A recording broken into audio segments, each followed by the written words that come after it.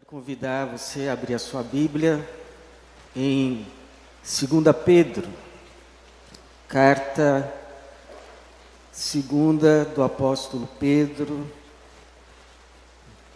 carta considerada uma epístola geral, não está se dirigindo a uma igreja em específico, mas aos crentes em geral, como um todo, no seu tempo, seus destinatários e também a nós. Sentados mesmos, vamos ler 2 Pedro capítulo 1, a partir do versículo de número 1, começando uma reflexão hoje e seguiremos também à noite. Então, se você puder estar aqui à noite, será bom. 2 Pedro capítulo 1, a partir do versículo de número 1.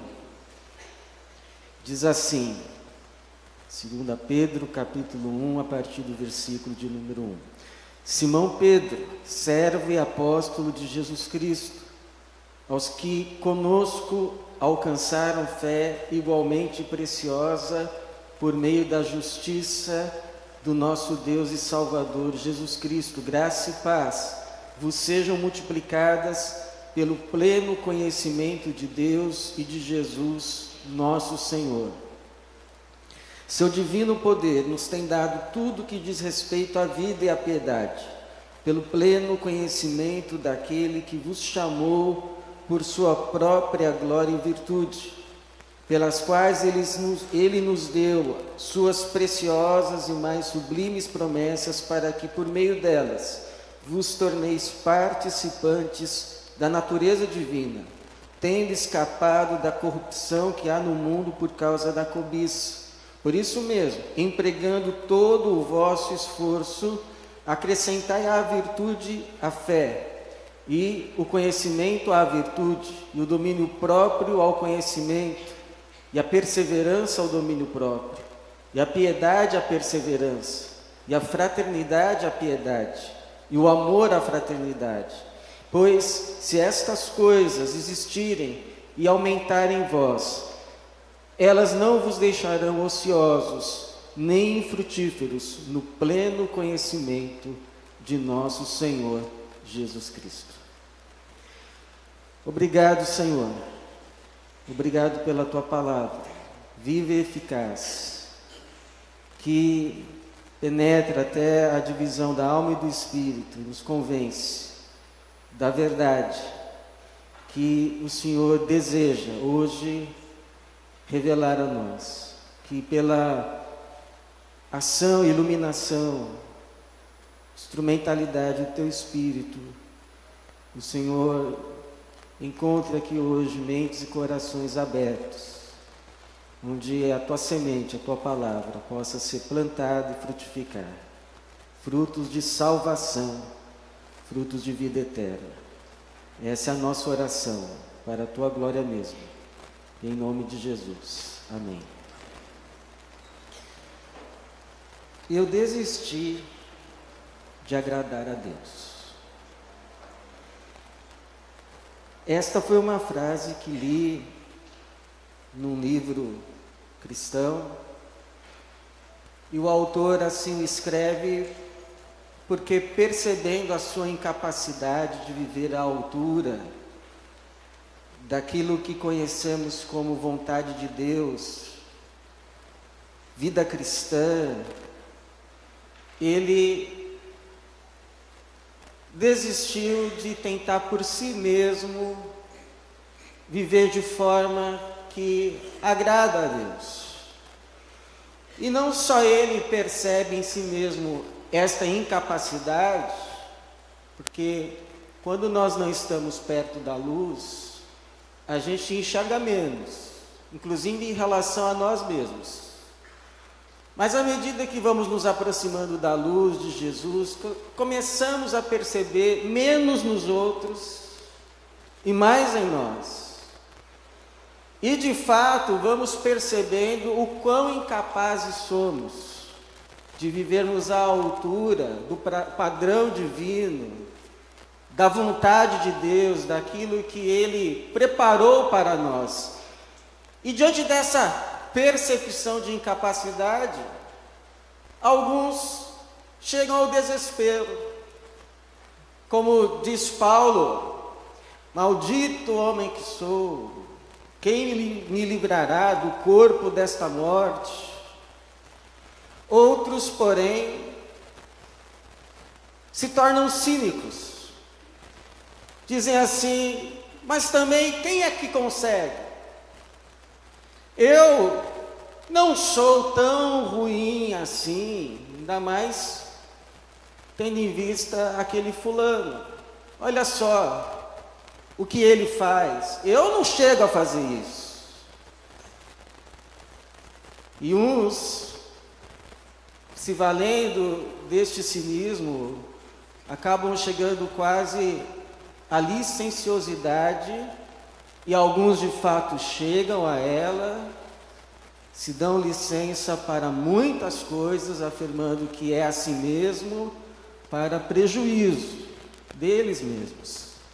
Interessante que Pedro começa a sua epístola não se apresentando como Pedro, apóstolo, mas ele começa, as primeiras palavras da sua epístola, é como ele se apresenta como Simão Pedro. Alguns vão dizer que ele escolhe fazer essa apresentação, Simão Pedro, o nome que ele tinha antes de conhecer a Cristo, e o nome que ele recebeu depois, Pedro, porque ele estaria se dirigindo tanto a judeus quanto a gregos convertidos. Então, por isso, Simão, que era o nome judeu, e Pedro, o nome grego.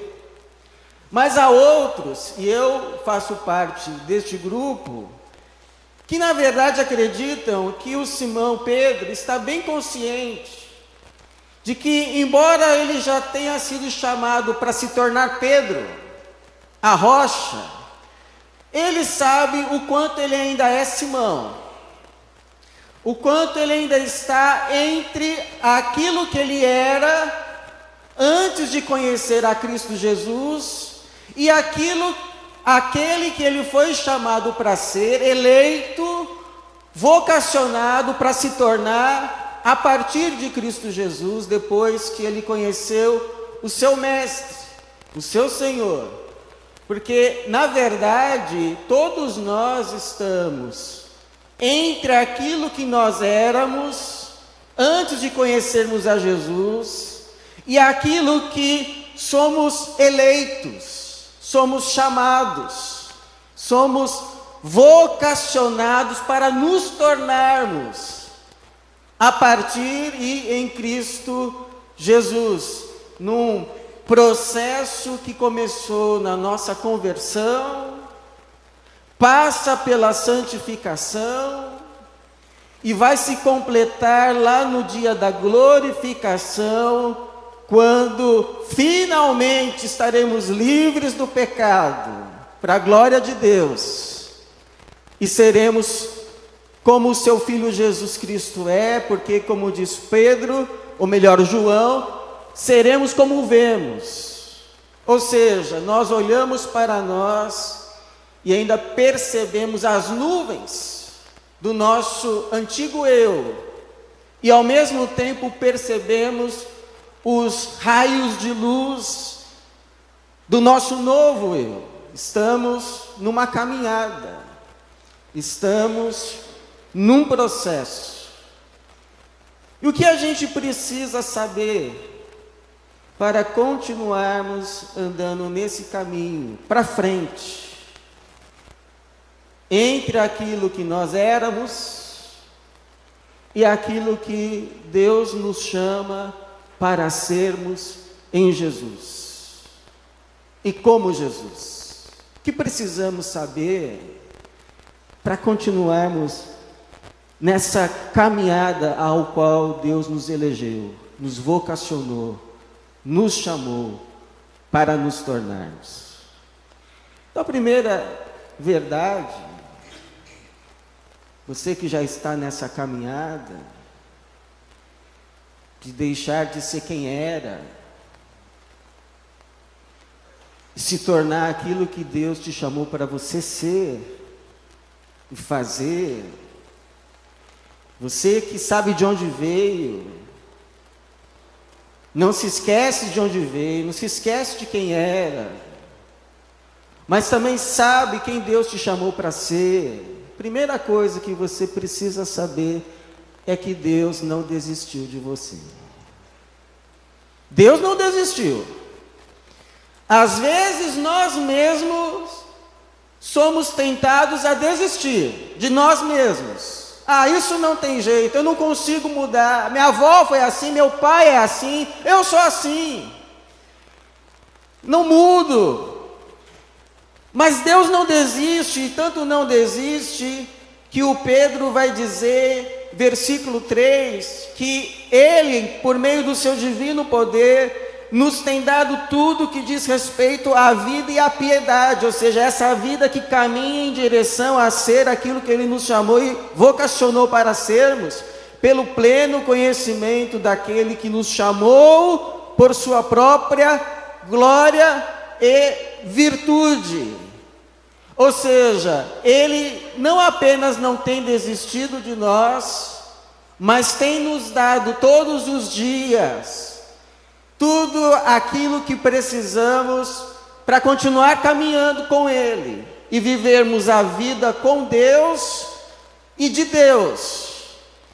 Por que Ele não desiste de mim? Por que Ele não desiste de você? Porque Ele não nos ama pelo que somos. Ele nos ama pelo que Ele é. E Ele é amor. Ele ama porque Ele é amor. Ele não pode negar-se a si mesmo. Ele decidiu nos amar.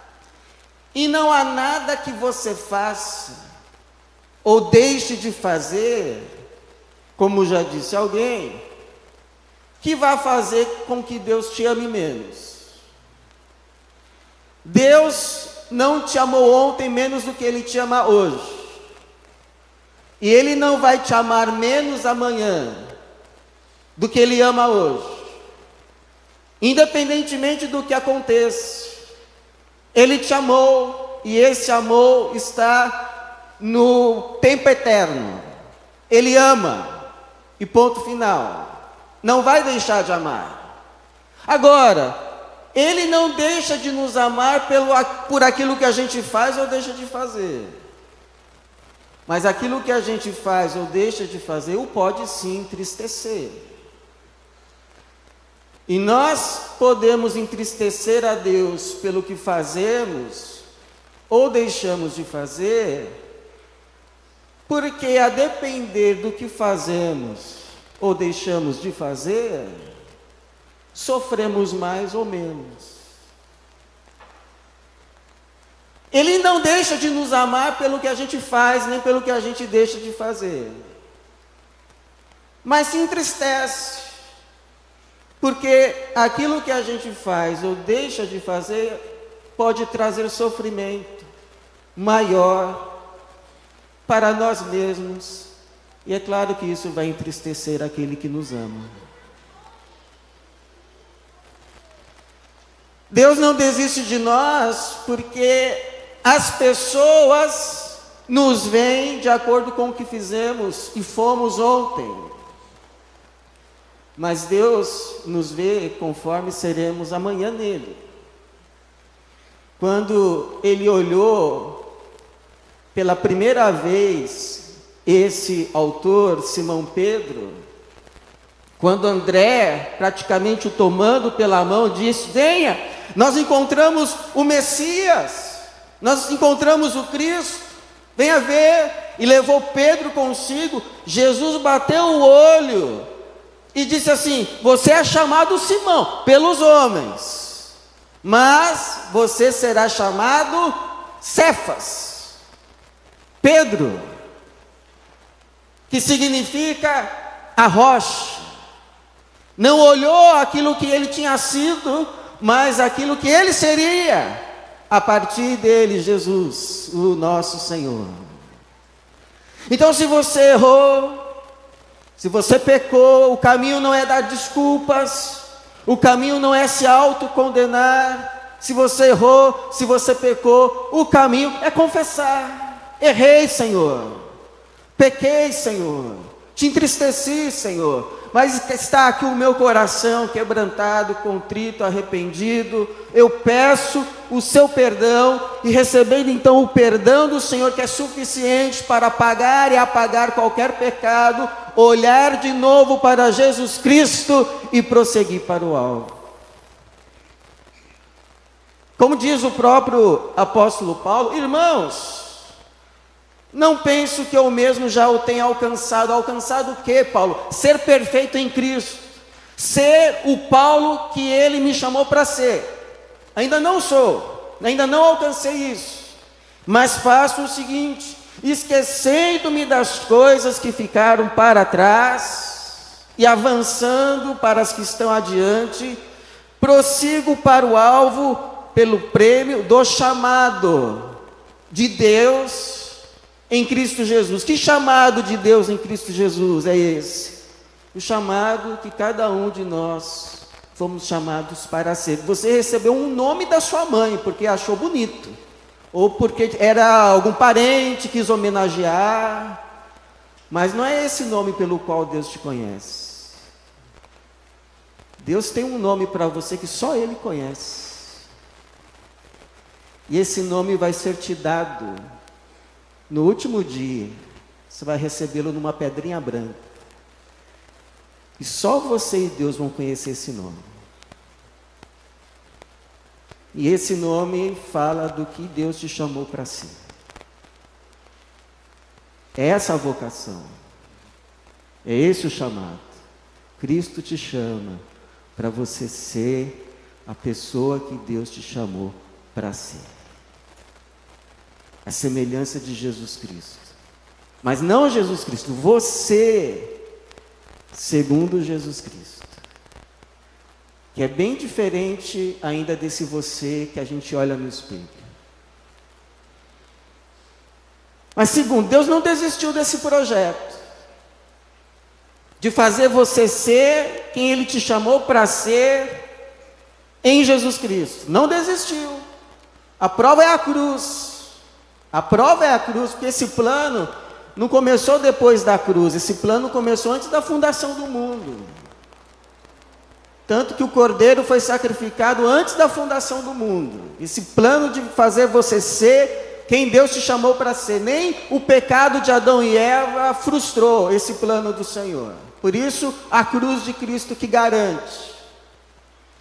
Mas segundo, para continuarmos caminhando nesse plano ao qual Deus nos chama, é necessário resolução. É necessário decisão, porque Deus nos ama como a gente é, mas nos chama não para deixar como estamos. E nesse processo de transformação operam dois atores ou autores. Opera o Espírito Santo, que sopra novas percepções, que sopra novos desejos. Puxa, antes eu não gostava de ler a Bíblia, agora é o meu prazer. Puxa, eu nem achava que aquilo que eu fazia trazia tanto prejuízo para as pessoas, mas agora eu vejo isso como uma grande maldade. Não quero mais fazer isso. Quem é que está produzindo esse novo pensamento em você, senão o Espírito de Deus que está em você? O Espírito Santo. Então ele vai soprando novas percepções, novos convencimentos, novos pensamentos. E à medida que ele vai soprando, ele vai te convidando a caminhar. E à medida que ele vai te convidando a caminhar, ele espera a sua resposta, porque ele não é invasivo. Ele apenas bate a porta, ele convida e cabe a você dizer sim ou dizer não. Mas à medida que você vai dizendo sim, você vai caminhando de glória em glória. Por isso que o Pedro, uma das palavras que ele mais usa nesse capítulo é empenhe-se. Esforce-se. Por quê? Porque tudo que você precisa para você se tornar essa pessoa que Deus te chamou para ser em Cristo Jesus, já está dado. Já foi dado. Então é como se Deus tivesse já colocado ao nosso redor todo o material necessário para construir a casa, que somos nós, a semelhança de Jesus, mas cabe a nós colocar a mão na massa. Cabe a nós falar, bom, esse é o projeto, eu ser como Jesus Cristo, está aqui o amor, está aqui a piedade, está aqui o domínio próprio, está aqui a perseverança. E então irmos tomando esse material e nos esforçar para seguir o plano de Jesus, que é soprado em nosso pensamento, em nosso coração, por meio do Espírito Santo. Por isso que o Pedro vai começar a listar a fé salvadora, um monte de outras virtudes. Ele vai dizer assim, versículo de número 5, por isso mesmo, empregando todo o vosso esforço, acrescentem a virtude à vossa fé. Ou seja, você já crê em Cristo? Amém. Agora, se empenhe para viver à altura dessa fé. Virtude aqui pode ser traduzida como energia moral. Deus te dá a energia, a capacidade para você viver em santidade, segundo o padrão dele. Mas não para por aqui. Porque o Pedro vai dizer, olha, mas acrescente também o conhecimento à virtude. Conhecimento de quem? De Cristo. Porque energia moral sem conhecimento de Cristo vira moralismo. A gente precisa de ter Cristo como referência, porque senão, sabe o que a gente vira? Com a Bíblia na mão, um fariseu, um moralista, religioso, apenas isso. A referência é Jesus, é ser como Jesus. Por isso acrescente a virtude o conhecimento de Jesus, e ao conhecimento coloque o domínio próprio. Ou seja, não adianta falar do que é bom, do que é certo, e você mesmo não viver. Então, coloque freios nos seus impulsos. Coloque freio. Peça como Davi pediu, Senhor, coloque um guarda na minha boca, porque está saindo muita coisa feia da minha boca. Não está condizendo com a fé que eu professo, essas palavras de ódio. Não condiz com Jesus. Então, domínio próprio. Agora, vida cristã não é só deixar de fazer o mal, é fazer também o bem. Então, acrescente ao domínio próprio a perseverança. Não desista de continuar caminhando com Jesus, não desista de ser essa pessoa que Jesus te chamou para ser. Então persevere. Agora também não adianta ser um trator. Acrescente à perseverança a piedade. A piedade, que é levar Deus em conta em todas as coisas. Qual é a questão maior para uma decisão? É Deus. Qual é a questão maior para fazer ou deixar de fazer? É Deus. Qual é a questão maior para perdoar alguém? É a pessoa? Não, é Deus.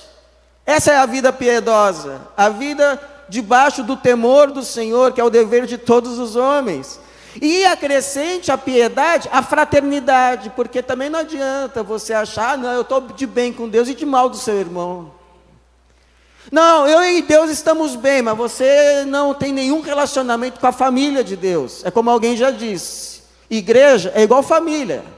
Você pode ter um excelente relacionamento com a sua família ou um péssimo relacionamento. Você pode ter um relacionamento próximo ou distante, mas você não vai deixar de ter uma família. A vida cristã é coletiva. A vida cristã não é só eu e Deus. A vida cristã é só eu, Deus e meu irmão. Porque se ficar só eu e Deus, chega uma hora que o próprio Deus chega e nos faz a pergunta que fez a Caim: cadê o seu irmão? E acrescente a fraternidade, o amor. Porque também não adianta ficar aqui no meio dos irmãos só acusando os outros. Também não adianta aqui ficar no meio da irmandade brigando com todo mundo. Também não adianta viver aqui na igreja e odiando pessoas. Por isso acrescente a fraternidade, o amor. Quando João diz lá, 1 João 3,16, Cristo deu a sua vida por nós, e agora nos cabe darmos a nossa vida aos nossos irmãos, não está dizendo que nós precisamos necessariamente morrer pelos irmãos, mas quer dizer que nós devemos viver para o bem dos nossos irmãos.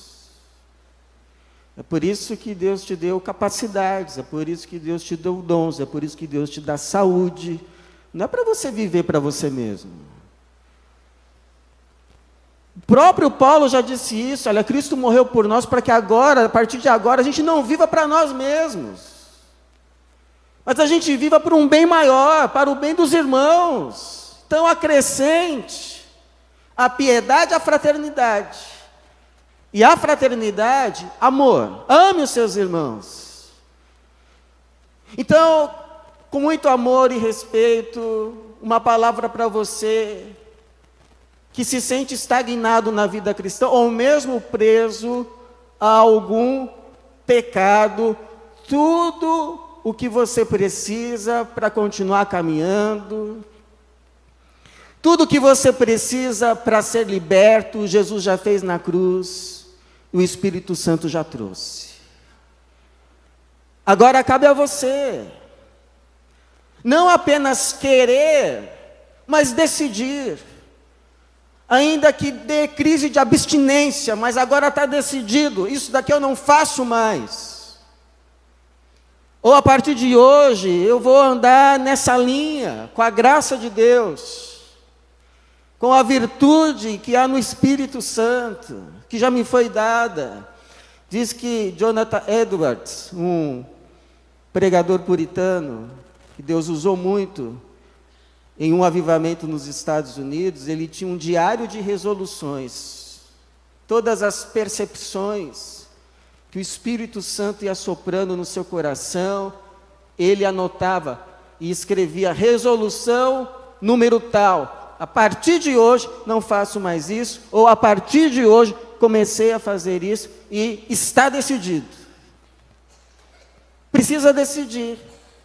Lembram que Deus fala por meio do seu profeta, até quando cocheareis entre dois caminhos? Se Baal é Deus, serve Baal, mas se o Senhor é Deus, então sirva ao Senhor, mas decida. Ou como o próprio Josué, no final da sua carreira, diz ao povo, escolhei hoje a quem servireis, ou a quem cultuareis, mas eu e a minha casa já decidimos. Eu e a minha casa serviremos, cultuaremos ao Senhor, e que essa seja a decisão da nossa casa também. Vamos servir o Senhor, a nossa vida é para o Senhor. Ele que é a questão. Isso é viver a vida no Senhor e do Senhor. Então nós precisamos saber que Deus não desistiu desse projeto. Precisamos saber, porém, que também há a nossa parte. Porque o material já está todo dado. O carro está aí, a chave do carro, a gasolina. Agora cabe ao motorista engatar primeiro e caminhar. Agora, por fim, a fim de que a gente não ande em zigue-zague e acabe atropelando alguém, é lembrar que a referência, o ponto final, o alvo é Jesus Cristo, o nosso Senhor. Porque uma coisa é conhecer uma pessoa de ouvir falar, é conhecer uma pessoa de ler a respeito. Eu posso ler tudo a respeito do Cristiano Ronaldo. Eu posso escrever uma tese de doutorado. E você me perguntar, você já tomou um cafezinho com ele? Nunca. Então você não conhece. Pelo menos não na sua plenitude. É diferente conhecer uma pessoa de conviver com ela, de conversar com ela, de amanhecer com ela, passar o dia com ela. É esse conhecimento que Pedro diz e usa essa expressão, pleno conhecimento de nosso Senhor Jesus Cristo. Ele fala no versículo de número 8, pois se essas coisas existirem, aumentarem em vós, elas não vos deixarão ociosos, nem frutíferos no pleno conhecimento do nosso Senhor Jesus Cristo. É essa relação íntima. É um conhecer que vai além de só ler a Bíblia. Ler a Bíblia é imprescindível, leia. Mas há um conhecimento que vai além de ler. Um conhecimento de se relacionar. Se a Bíblia fosse suficiente no sentido, tudo que é necessário para a gente chegar a ser quem Jesus nos elegeu para ser, não nos teria dado o Espírito. Precisa do Espírito para iluminar, para nos ajudar a perceber e para nos convencer. Senão a gente fica com o manual de lei nas mãos, apontando o erro dos outros. E nada parecido com Jesus. Nada parecido. Os fariseus, eles eram experts da lei. Mas Jesus não reconheceu neles as suas ovelhas. As minhas ovelhas conhecem a minha voz e vêm a mim. Se vocês fossem das minhas ovelhas, vocês me amariam. Mas por que minha palavra é tão estranha a vocês? Porque vocês não são as minhas ovelhas. Falou isso para pessoas que eram doutores da lei. É necessário conhecer Jesus, de andar com Jesus, de viver com Jesus, de se deixar ser transformado por Jesus, amar como Jesus. Aí vamos conhecer Jesus. De praticar o que Jesus manda. Nisto sabereis que a minha doutrina vem de Deus, se vocês a praticarem.